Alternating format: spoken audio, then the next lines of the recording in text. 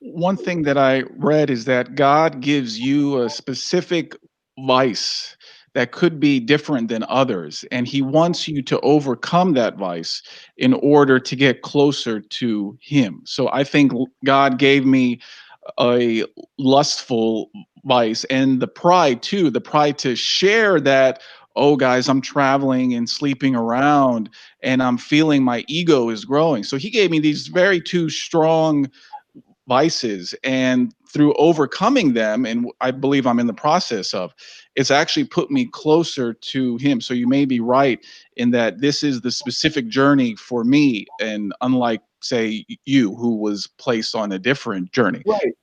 You can speak with conviction about your experience in a way that I cannot. I can't talk about that. That was not my life.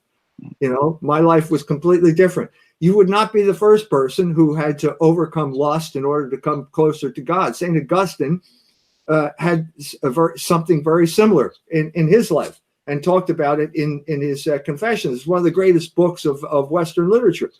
So I'm saying that there is a big picture here, and that even that is part of the big picture, because this is the way God works in history. He takes evil and he turns it into good. That is the whole point of human history. And how he does it in your life is different than the way he did it in my life, But I remember those days. I mean, back it was Germany for me, and I arrive in Germany at the high noon of the sexual revolution. It's the 70s.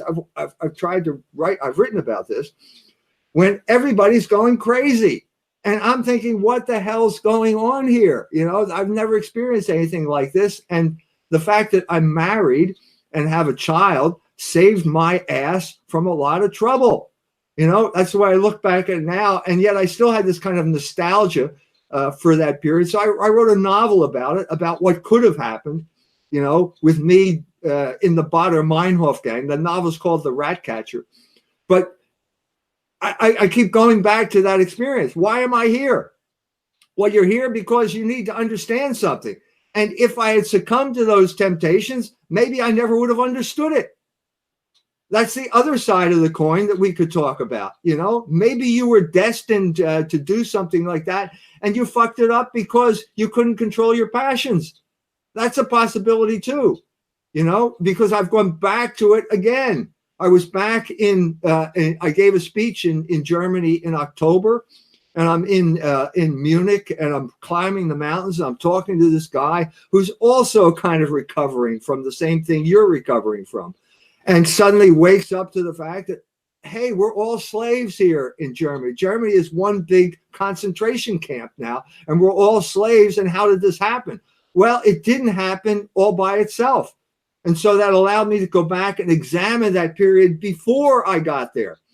The whole social engineering of Germany that took place beginning immediately after the Second World War. The conquered people who were basically subjected to a full frontal assault on their sexual morality by the occupying powers. Every single magazine, book, TV show, movie had to get a license from a Jewish psychiatrist from New York City, who used all of those licenses to basically corrupt the morals of the German people. And I arrived at the tail end of that. That has had horrendous consequences for the Catholic Church throughout the world. The Pope Benedict the 16th just wrote an article about what really happened and how this homosexual mafia came to power in the Catholic Church. And he traced it back to the sexual revolution as he understood it in Regensburg in 1970.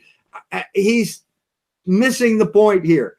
It was 25 years old by the time of 1970. We have to talk about that whole thing. I'm just saying that my experience in Germany, again, I'm coming back to that same experience, understanding the depth and magnitude of what happened to an entire group of people, namely the Germans. I don't know whether you had much experience in Germany, but I mean, I've had a lot of experience in Germany. And I have you can't understand the situation now unless you understand the sexual revolution that destroyed that people as independent thinking group of people. Now, a lot of the people behind the sexual revolution said this is about individual freedom. This is about humans being free, pursuing their instincts, and so on. But do you see this more as a spiritual war in the sense of the people who are pushing this are specifically against God and doing this in a way to turn people away from Him? Yeah, you could you like the whole chapter on Wilhelm Reich in Libido Dominandi is an example of this. That's just one person, very influential person, but he was a communist. He was a Jew. He was a psychiatrist, all at the same time in Vienna during a crucial period during the 1930s when the communists were trying to take over the country. And he understood that I can't get anywhere talking to seminarians. He said, don't debate the existence of God with a seminarian. You'll get nowhere. But if you get him involved in sexual activity, then the idea of God will evaporate from his mind. Well, that's exactly what happened in the United States during the period that I'm talking about, during the period of the sexual revolution. That's what happened to the Catholics in the United States. They started acting on their sexual impulses, and the idea of God evaporated from their minds. That was the great triumph. That was the secret here of the really vicious nature of this social engineering. Nothing can wreck you faster than sexual license. Nothing can screw up your life faster and more permanently than sexual liberation. And they know that, and that's why they promote it, and that's why they're promoting it to this day. One thing you said in Libido Dominandi, which is true for me, is that you said you cannot masturbate and pray at the same time. It is very hard. For me, there's no way I can go to the club, chase after girls, and then come home at night and pray by the bed that I'm trying to bring them back to. Right. So why is that? Why is it that it's so hard to establish communion with God when you're actively rebelling? Well, because you're rebelling. I mean, by the way, that is directly from a quote directly from Wilhelm Reich's book, The Mass Psychology of Fascism. So that shows you, just to show where that comes from. Why is that? First of all, because your passions are aroused. Your passions are shouting at you. You can't sit still because of your passions. You're there, and because the second part of it is that you're in rebellion. So it's not just that you're doing something and it's causing you to be agitated. You're consciously doing something that you know is wrong. And once you're consciously doing something that is wrong, well, why is it wrong? Well, because you know that there's a higher power out there that has set these rules, and you're in rebellion against those rules. You know that. This is the issue of adolescence is always a kind of self-consciousness. Like, hey, I am who I am. Why should I listen to what my parents told me? Okay. And there's a sense in which we have to go through this because you have to become your own man at a certain point. But the devil, if you want to put it in those terms, knows this too. And so the point is to get these people at this moment of adolescence and fixate them into a state of permanent rebellion through the manipulation of their sexuality. That's the world we live in. When I was younger, the things that I would see as a beautiful girl, a girl wearing a sexy outfit. Now, because my orientation has changed, because I was trying to extract, I was trying to take pleasure and goods and fame and status from the world. And as that has now toned down, I go out there and I see that same girl in the same outfit in a different way. I no longer see her as someone that I should go after and crave. Instead, I want to keep away because I know that her display now is not just for me, but it's for every other man to validate them. So how can it be that in 1 year, I can see this as a truth, as a good, but then once the orientation changes, once you are no longer a slave to your lust, suddenly everything you thought was good was not true.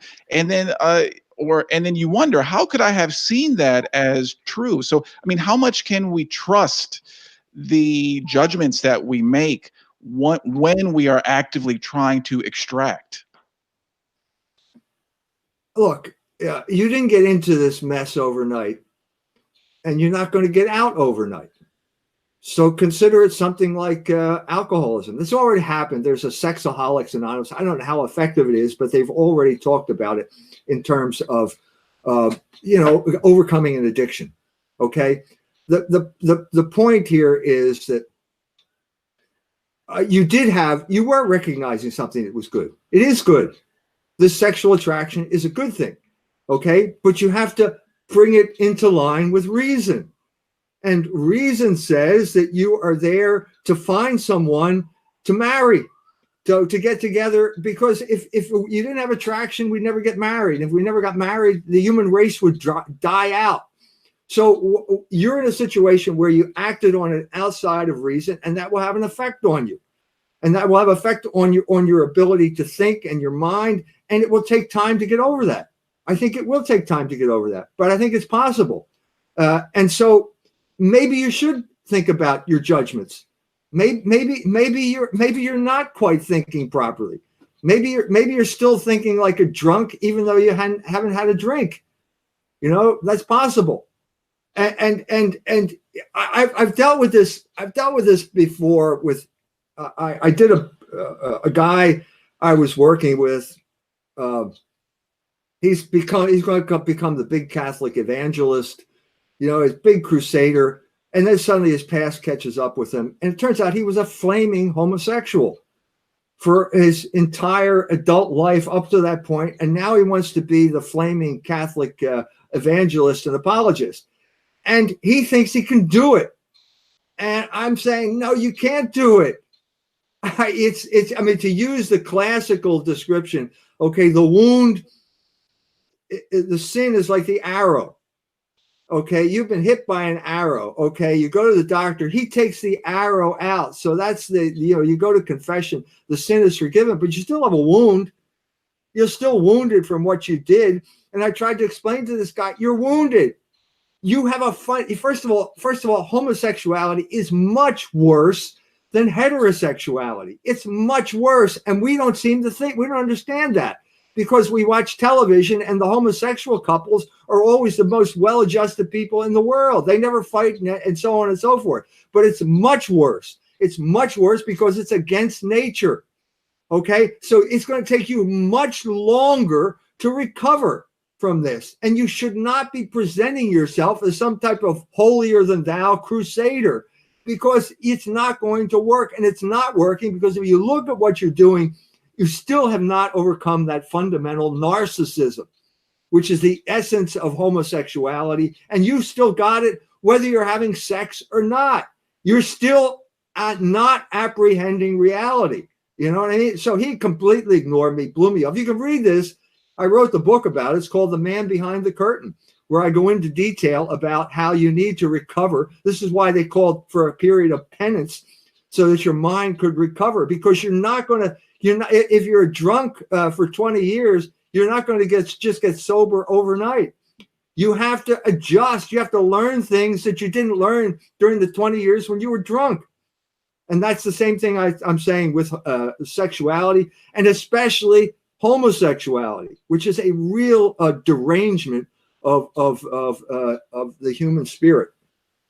Now, they seem to be pushing homosexuality everywhere. I think for me, the turning point was when they lit up the White House in the gay colors. I think this was in 2015 or so. And I'm trying to think, what is the bottom of this? They keep pushing it. Now they're pushing the transsexual agenda, where they're modifying the biology of children by injecting them with hormones, subjecting them to various surgeries. So what is the bottom in the sense of how much further are they going to go? Because it seems like they're not satisfied with homosexuality alone. They're impacting the children, and they're trying to create a new species of man that is neither woman or man. Where do you think this is going? That's a war on essence. It's a war on being. It's a war on anyone who says that there is a nature, there is a logos to reality. The book I'm writing now is about logos. It's order, it's rationality, mirrors the rationality of the mind of God. Everything in the universe has an order. The human body has an order. And what morality is basically a recognition of the order of the universe. It's called practical reason because of that.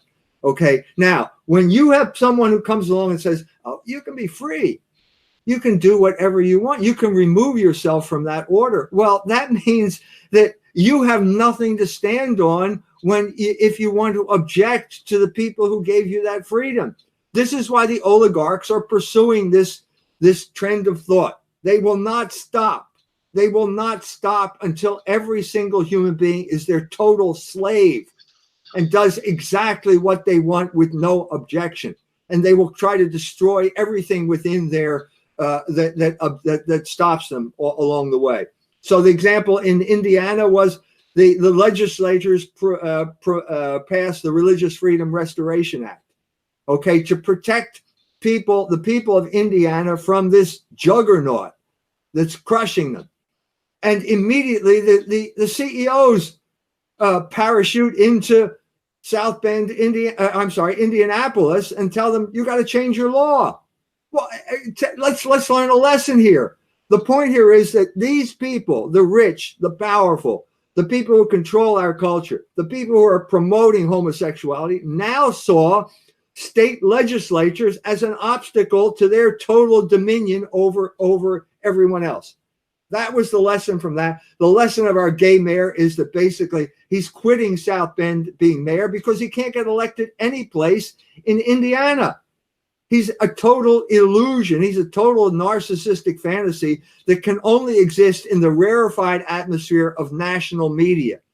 And that's where he's existing. And that is his purpose, is basically to promote this idea as a form of liberation and befuddle people, to get them more and more enslaved. But to do that just politically, you have to bypass all the rest of Indiana. You cannot get elected anywhere because the people who understand are repulsed by what you are. But even if they don't understand it, you can't get elected one way or the other. Now, it's a great thing that we are here right now having this conversation and people are watching. But at the end of the day, we may be a drop in the bucket in the amount of people who see the truth of what is going on. Do you think the oligarchs will win in turning us into slaves? No, I think there's going to be a happy ending here. I'm a Christian. I believe that God is the Lord of history, and God cannot bring about a bad ending. We know that. There's going to be a happy ending here one way or the other. And I don't care. I mean, just my own personal experience here is suddenly I'm getting a lot of people all over the world who are waking up to the fact. The point here is it's consciousness.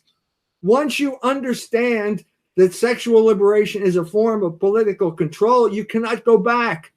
You cannot not know that anymore. And suddenly you view the world as completely different, and the world is a different place because now we know that. That idea is out in the open, and that idea alone will eventually destroy this project of social engineering. Now, they are trying really hard to keep ideas that we are sharing from reaching the mainstream. I believe a figure such as Jordan Peterson was elevated to such heights to keep a man like you specifically down, to try to block your ideas from rising up. So they allow this non-offensive, somewhat anti-establishment man to achieve worldwide fame. Do you think that the efforts of, say, Silicon Valley and the media to keep the ideas that we're sharing down is going to work? Because right now it looks bad. It looks bad that they are censoring many people on YouTube, Twitter. PayPal is banning a lot of people. They've banned me. Amazon has banned my book. So on the surface, it looks like they're doing well. So how can we turn this around, or what are you doing to get the message out there? I'm talking to you. I mean, they haven't presented that yet. I just lost my Wikipedia page. Thank you for taking down my Wikipedia page. It was nothing but SPLC propaganda used against me. I should have taken it down years ago. You know, I got one comment on my Facebook page. I decided to look into you, but then I read your Wikipedia page and I realized you're a jerk. So thank you for taking down my Wikipedia page. These are all instruments that came into existence to enable the spread of an idea. The main thing is the idea, not the instrument. The main thing is the idea. The main thing is consciousness. You cannot do anything unless you're conscious of the situation.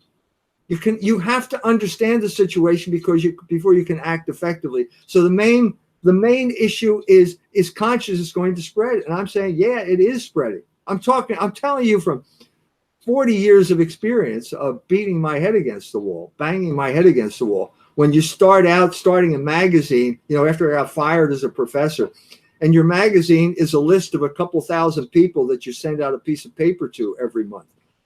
I was fired as a professor, and I thought this was a terrible thing. It's the best thing that ever happened to me because it allowed me to be free to say what I wanted. And then I built up this magazine, and then that went.